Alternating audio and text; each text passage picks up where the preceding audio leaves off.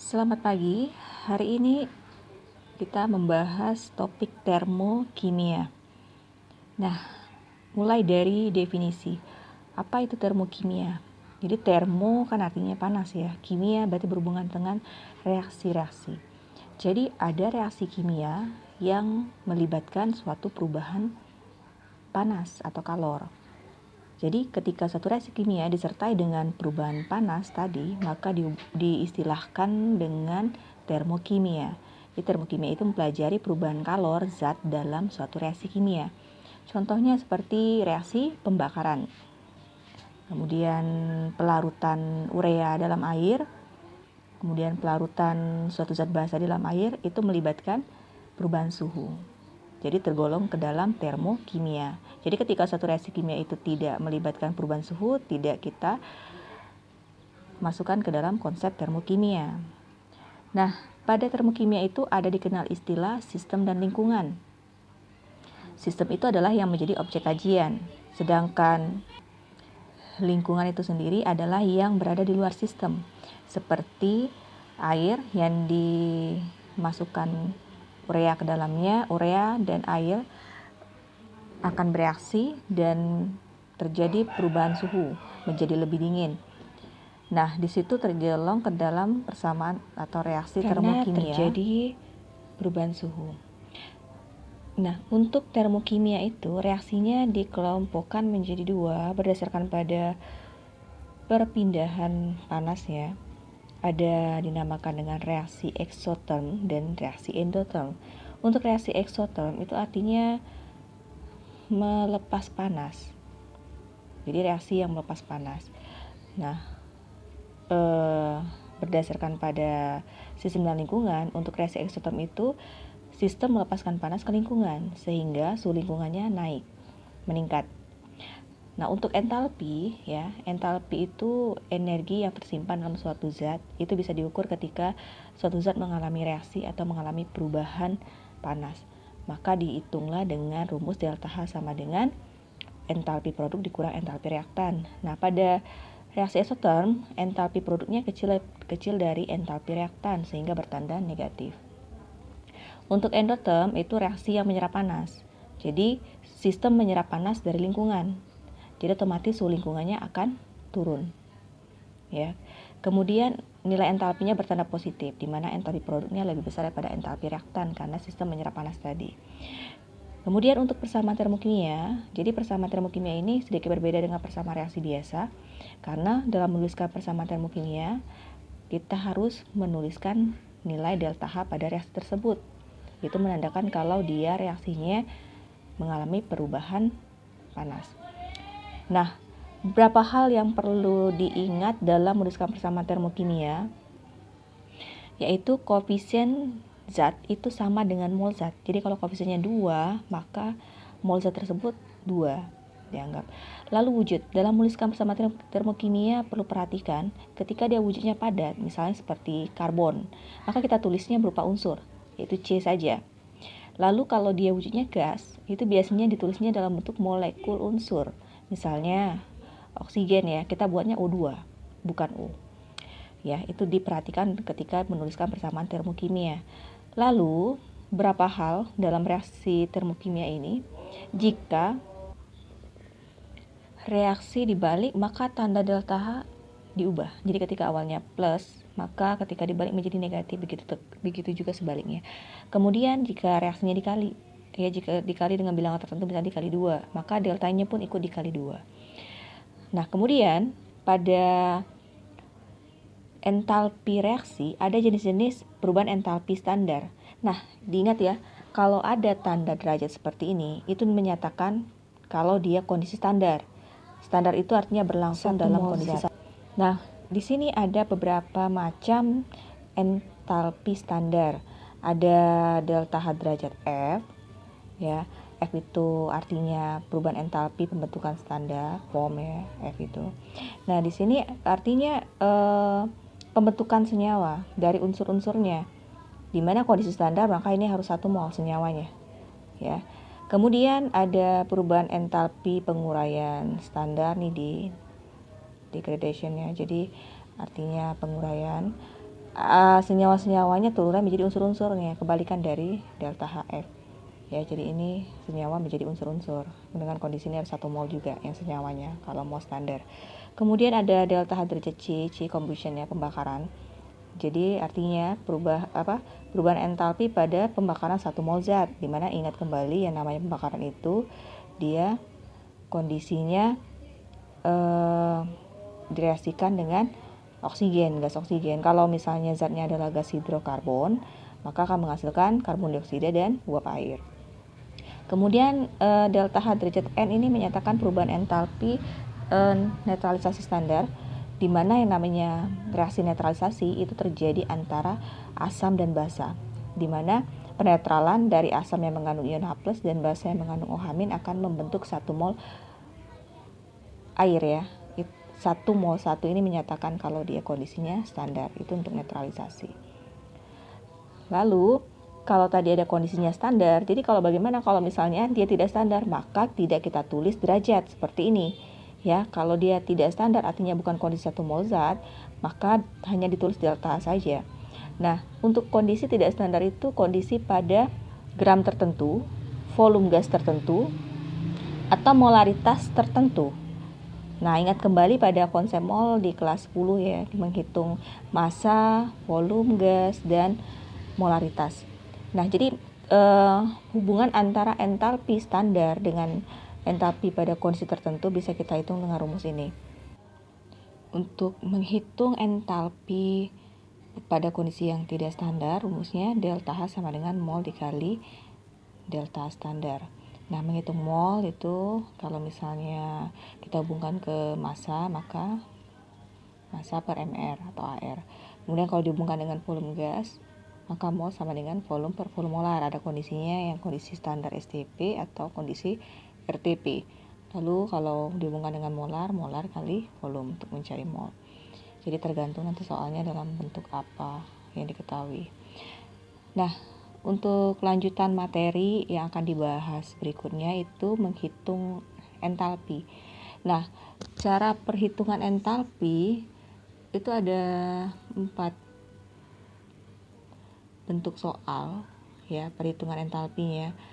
Yang pertama ada yang berupa kalorimeter, cara perhitungannya itu secara eksperimen. Ada data-data soal eksperimennya. Menghitung entalpinya dengan rumus Q per mol. Nah, Q-nya bisa dicari dari rumus M kali C kali delta T. Itu untuk yang menggunakan konsep kalorimeter. Jika menghitung entalpi menggunakan konsep hukum Hess, itu nanti ada soal-soal yang dihubungkan ke diagram tingkat energi, ada dihubungkan dengan bentuk siklus, ada yang dengan cara menggabungkan beberapa reaksi. Kemudian ketika soal itu ada menggunakan data entalpi bentukan standar, maka menghitung entalpi reaksinya dengan cara jumlah dari entalpi pembentukan standar yang ada di produk dikurang dengan jumlah entalpi pembentukan standar yang ada di reaktan. Jadi jika di soal itu nanti ada data-data delta HF, maka perhitungan entalpinya dengan rumus ini. Kemudian kalau dihubungkan dengan energi ikatan, nanti ada di soal itu diketahui dalam bentuk data-data energi ikatan, maka menghitung entalpi reaksinya dengan cara menjumlahkan energi ikat yang putus, energi yang pemutusan ikatan itu berada di kiri reaksi, dikurang dengan jumlah dari energi ikat pembentukan itu berada di kanan reaksi. Itulah untuk cara perhitungan yang akan nanti kita bahas secara mendalam di konsep perhitungan berikutnya. Berikutnya ke contoh soal. Soal pertama, pembentukan 2 mol gas amonia menyerap panas sebesar 250 kJ. Pertanyaannya, tentukan berapa entalpi pengurangan standar amonia. Kemudian bagaimana diagram tingkat energinya. Jadi pertama yang harus kita amati terlebih dahulu pada soal adalah apakah dia entalpinya jenis pembentukan, pengurangan, pembakaran atau netralisasi. Di sini dia diketahui dalam bentuk entalpi pembentukannya. Jadi pembentukan 2 mol amonia menyerap panas sebesar 250 kJ. Berarti ini kondisi pembentukan amonia dengan 2 mol ya. Menyerap, berarti arti menyerap ini kondisinya endotherm, maka delta H-nya nanti akan kita buat positif sebesar 250 kJ. Pertanyaannya untuk yang pertama, entalpi penguraian standar amonia. Penguraian itu kebalikan dari pembentukan. Pertama kita buat dulu reaksi untuk yang ini ya. Jadi kalau pembentukan amonia itu kan NH3, berarti amonianya berada di kanan. Berada di kanan, karena 2 mol tadi ingat koefisien itu kita anggap sama dengan mol, berarti di sini 2. Dimana pembentukan itu berasal dari penggabungan unsur-unsurnya. Unsur apa saja yang ada di sini, N dan H ya. Maka kita tulis N tambah H. Amati wujudnya, kalau dia berwujud gas, maka kita harus buat dalam bentuk molekul.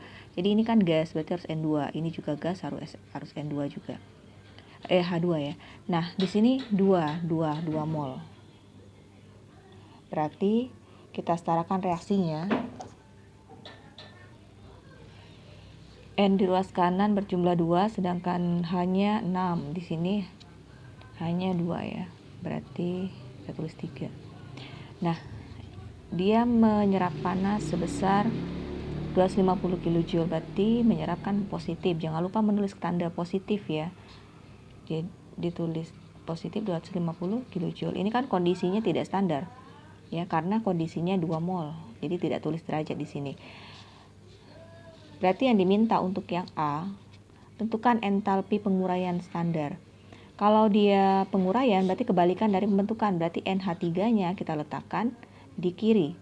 Terurailah menjadi N2 dan H2. Nah, karena standar maka ini harus 1 ya. Ini harus kondisinya 1 biar standar.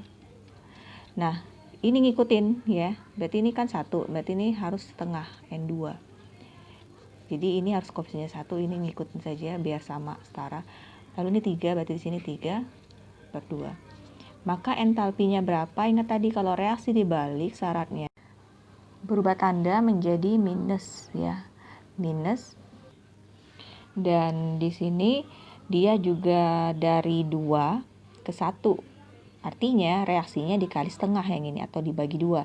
Maka deltanya pun ikut juga kita bagi 2 atau kali setengah. Maka jadilah 25 kJ per mol ya.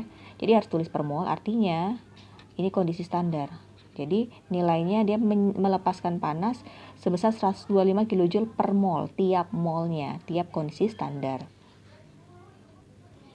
Untuk diagram tingkat energi berdasarkan pada jawaban A, maka kita buatlah diagram karena dia kondisinya minus, maka ini exotherm, maka kita buat diagram yang kondisinya exotherm. Exotherm berarti kan panahnya ke bawah ya, panah ke bawah. Maka yang atas adalah reaktan, bawah produk, maka tinggal dibuat NH3 menjadi setengah N2 tambah 3/2 H2. Sini buat delta H-nya senilai min 125 kJ per mol. Itu diagram tingkat energi untuk yang soal pertama. Soal kedua, tuliskan persamaan termokimia. Nah, untuk soal pertama yang bagian A, entalpi ini harus tahu simbol ini menyatakan apa ya. Kalau F tadi kan pembentukan, berarti pembentukan CH3COH. Otomatis CH3COH-nya kita letakkan di sebelah kanan dengan kondisi harus 1 ya, karena dimintanya standar. Lalu apa saja unsur bentuk dari CH3COH, yaitu ada unsur C, H, dan O. Maka kita buat di sini C, H, dan O. C ini kan solid, maka harus tetap kita tulis bentuknya unsur. Kalau H kan gas, berarti harus dibuat H2. O juga gas, harus dibuat O2. Kemudian setarakan di sini C-nya berjumlah 2, maka tulis sini 2. H-nya 4, maka dikali 2. O-nya 2, di sini 2 sudah pas. Jangan lupa menuliskan data entalpinya, minus 105 kJ per mol. Oke, itu untuk yang A. Untuk yang B, delta H derajat di KNO3, berarti artinya entalpi penguraian standar dari kalium nitrat 2150 kJ per mol. Maka kalau penguraian KNO3-nya kita letakkan di sebelah kiri, terurailah menjadi unsur K, N, dan O. K wujudnya solid, maka tetap K. N harus N2 dan O harus U2. Gas ya. Nah, setarakan ini harus kondisi 1 mol karena dia harus standar. Kemudian ini kita arahkan yang di kanan, K1 sama N di sini 1, di sini 2 ya, N2 tadi ya.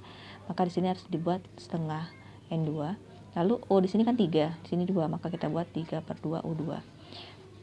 Dan tulislah entalpinya ya, 110 kJ per mol.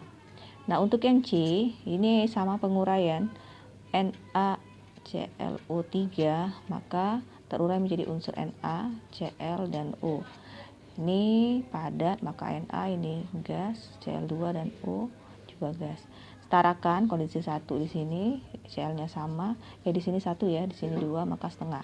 Di sini 3/2. Oke, tinggal salin deltanya. Untuk yang D, pembakaran karena dimintanya C. Berarti pembakaran dari C2H5OH. Ini etanol ya. Jangan lupa kalau pembakaran berarti pakai O2. Nah, di sini kan yang dibakar adalah karbon. Senyawa karbon itu dibakar menghasilkan CO2 dan H2O, ya.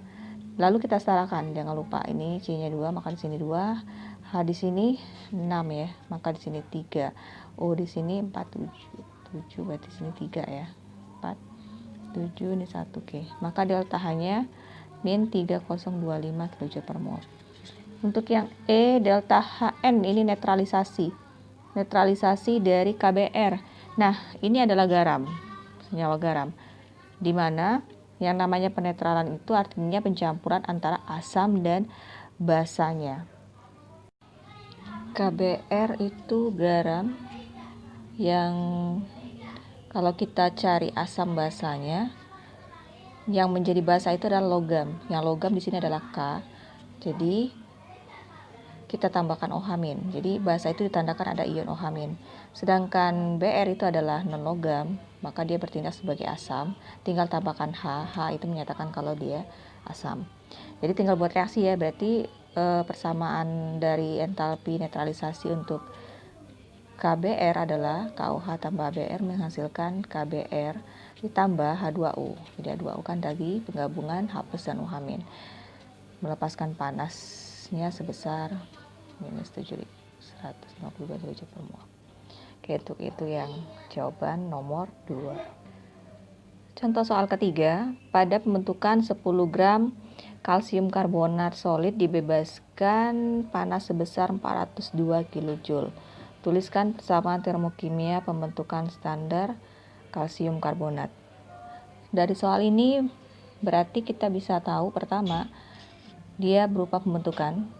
Yang kedua, dibebaskan, artinya reaksinya isoterm, kemudian sebesar 402 dan 10 gram. Jadi artinya 402 itu adalah panas yang dihasilkan ketika pembentukan 10 gram kalsium karbonat. Berarti ini bukan kondisi 1 mol, artinya bukan standar.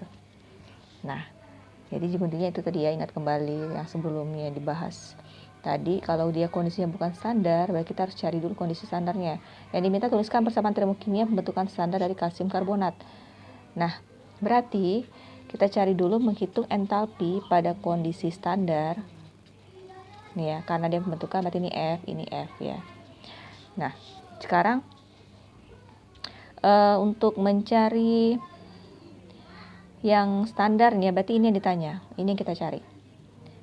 Ini delta HF-nya diketahui yaitu minus 402 kJ.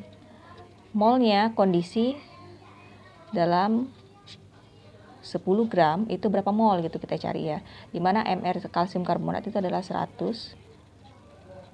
Nah, ini kita cari entalpi pembentukannya. Jadi, berapakah entalpi pembentukan standarnya? Artinya kilojoule per molnya berapa? Karena standar tadi kan kondisinya dalam per mol, setiap 1 mol. Berarti ini ya, min 402 kilojoule dalam tiap, ini 10/100 kan, artinya 1/10 atau 0,1 mol. Jadi, minus 402 ini kondisinya dalam setiap 0,1 mol. Kalau kondisi 1 molnya berapa? Berarti tinggal kita hitung aja. Jadi senilai minus 4020 kJ per mol entalpi pembentukan standarnya. Untuk soal keempat, pembakaran propana sebagai berikut ya reaksinya. 2C38 ditambah 10O2 menghasilkan 6CO2 ditambah 8H2O. Dia melepaskan panas sebesar 3.518 kJ. Berarti ini kondisinya tidak standar ya, karena yang dibakar itu sebesar 2 mol. Tentukan kalori yang dihasilkan pada pembakaran 5,6 liter gas propana. Berarti pertanyaan di soal ini dimintanya berapakah kalor yang dihasilkan. Dihasilkan berarti otomatis dia melepas panas ya. Dalam tiap 5,6 liter gas propana, berarti bukan kondisi standar. Artinya kondisi tiap 5,6 liternya, bukan setiap kondisi 1 molnya. Berarti pertama kita harus cari dulu, untuk menghitung kondisi tertentu, maka kita harus cari dulu nilai entalpi kondisi standar pembakarannya. Dimana perhatikan di sini 2 ya. Itu kondisi 2 mol, dia 3.518 kJ. Berarti kita harus cari dulu kondisinya yang 1 mol. Nah, perhitungannya kan delta HC mol dikali delta HC standar ya. Nah, delta HC standarnya dicari dulu tadi. Berarti ini dibagi dari 2 hasil ini kan. Min 1759. Nah, ini kondisi standar. Nah, mol karena dia berupa gas, pakai konsep volume, maka rumus mol kan volume per volume molar ya.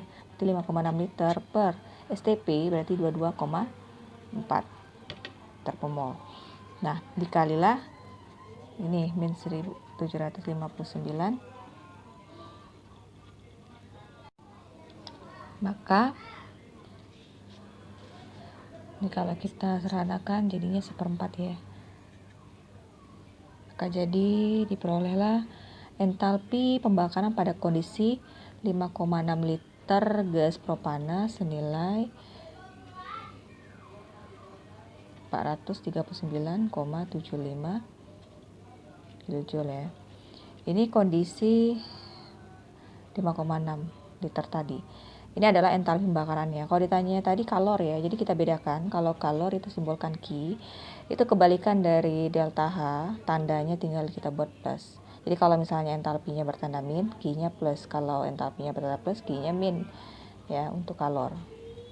Maka kalor yang dihasilkannya senilai positif 439,75 kJ. Soal kelima.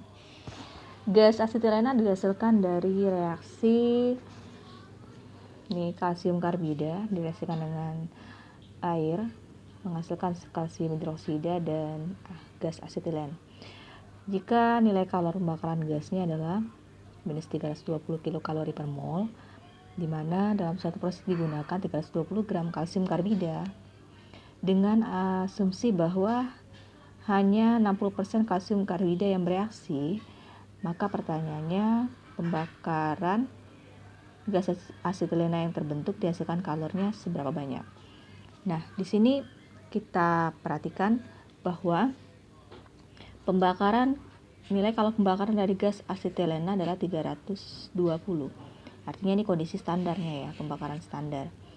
Di mana untuk yang ditanya pada soal ini, jika suatu proses ini digunakan 320 gram kalsium karbida dan kalsium karbida yang bereaksi hanya 60% ya dari 320 tadi ya.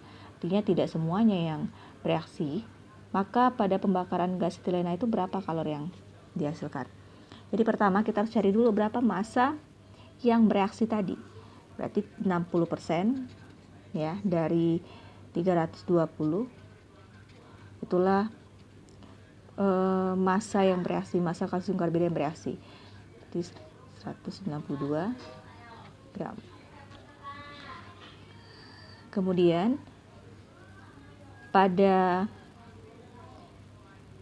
pembakaran dengan massa 192 ini kita cari entalpi reaksinya ya.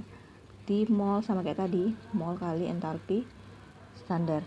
Nah, di sini standarnya kan kondisi 1 molnya senilai minus 320 kilokalori per mol.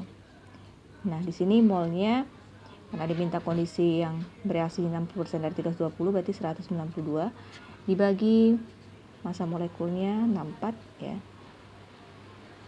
Gram per mol.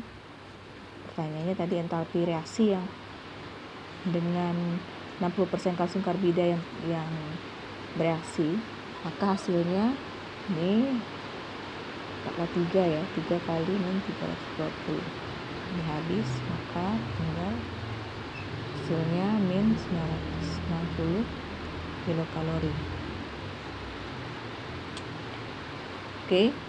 Atau kalau kita ubah kilokalori, di mana 1 kilokalori itu sama dengan 4,184 kilojoule ya, maka setara dengan min 4 164 kilojoule.